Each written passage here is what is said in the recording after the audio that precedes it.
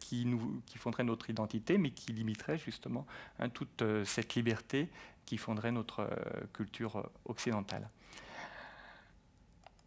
Alors en fait, on a ce paradoxe, nous nous déterminons, celui dont je parlais, nous nous déterminons au sens d'une définition ou d'une identité comme indéterminée. Nous nous déterminons comme indéterminée parce que cette ouverture à l'infini, l'infini n'est pas fini, il est indéterminé.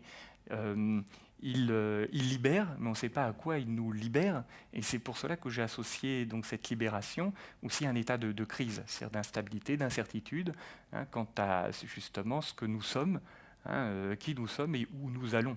Donc nous nous déterminons donc, au sens d'une définition ou d'une identité comme indéterminée, c'est-à-dire ouvert au monde.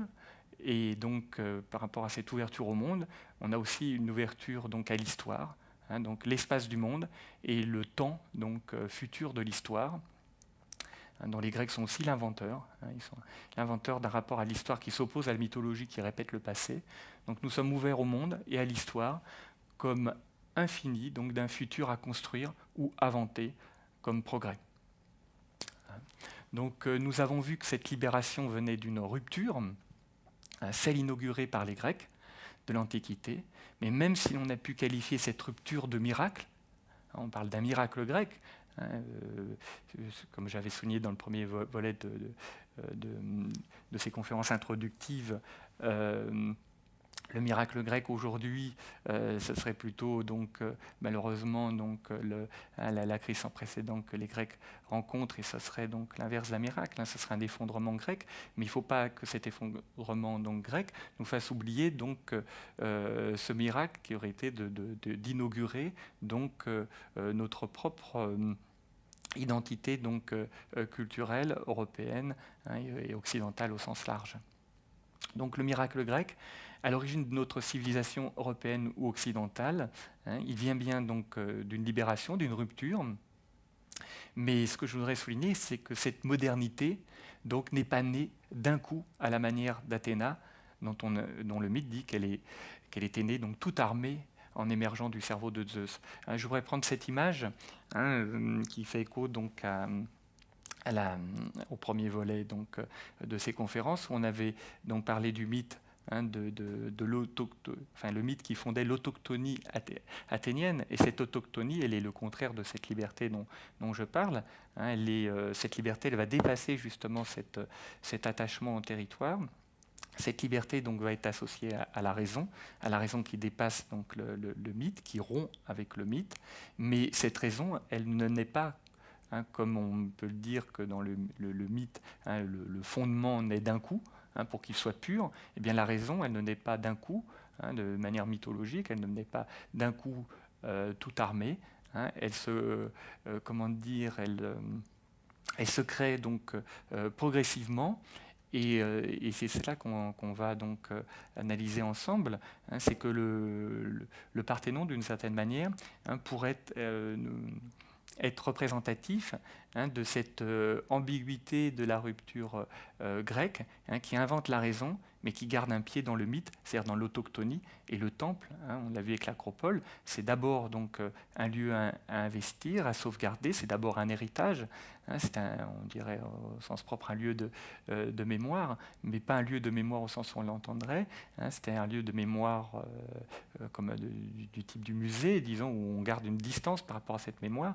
C'est une mémoire vive, c'est une mémoire que l'on revit à l'occasion de rituels, et le Parthénon, c'est aussi et d'abord ça, mais on va voir comment c'est en même temps autre chose, parce que justement, au moment où il est reconstruit, il est reconstruit donc à un moment où tout change en Grèce antique, avec justement donc cette démocratie et cette naissance de la philosophie, de l'histoire et du théâtre.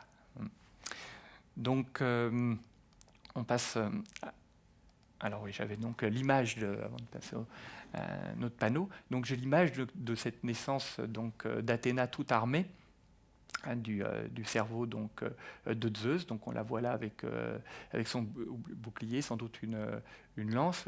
L'image n'est pas très nette parce qu'en fait elle est issue d'un vase, mais on a donc Héphaïstos, qui en fait aide à l'accouchement d'Athéna. Et on avait vu comment symboliquement le fait que la première athénienne, ou en tout cas celle qui donne son nom aux Athéniens, comment il n'était pas neutre de considérer que sa naissance en fait se faisait au masculin, et donc permettait d'écarter symboliquement la femme de l'identité là qui se construisait mythologiquement, c'est-à-dire qu'on voulait ancrer les Athéniens à la terre même dont on voulait qu'ils soient issus, la terre grecque, c'est-à-dire qu'on pouvait à partir de cette mise à l'écart de la femme, on pouvait imaginer un dieu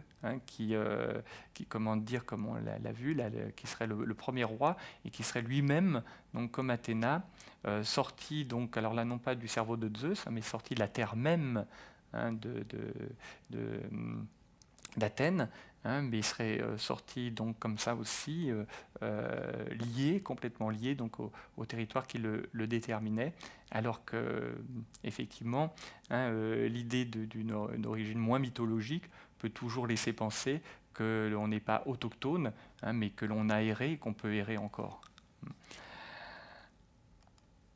Alors donc là, on a un vase qui reprend le thème de cette naissance d'Athéna. C'est un vase que vous pouvez trouver au Louvre.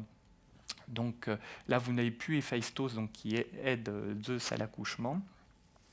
Ce qui est intéressant aussi de noter,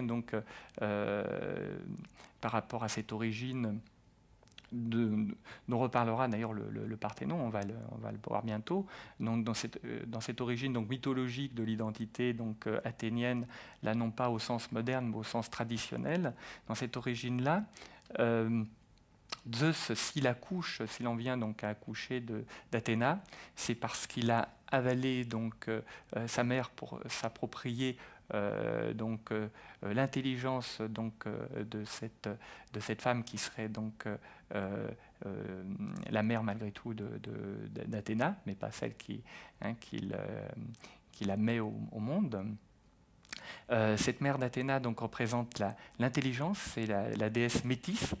Elle est un danger pour Zeus, de voir son autorité contestée, et un oracle avertissant que l'ordre qu'il établit sur l'Olympe pouvait être remis en question par rapport à un enfant que pourrait mettre au monde cette femme déesse. Donc il décide de l'avaler, mais symboliquement, il s'approprie cette intelligence dont il est le seul détenteur. Et c'est pour cela qu'une fois cette épouse avalée, c'est lui qui met au monde cette fille, en limitant le danger que cette fille puisse le renverser, comme lui a dû aussi établir son règne, en garantissant le fait que ses géniteurs puissent le laisser être.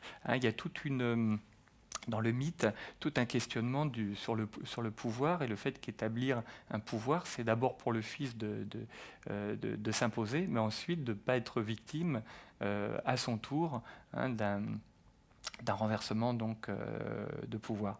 Donc on reviendra, si vous voulez, sur comment dire la mythologie et sur ce que signifie cet ordre olympien qui à la fois a un pied complet dans la tradition les plus anciennes d'Athènes, et en même temps pose des questions nouvelles sur l'organisation du pouvoir, et notamment sur la place des femmes dans ce pouvoir.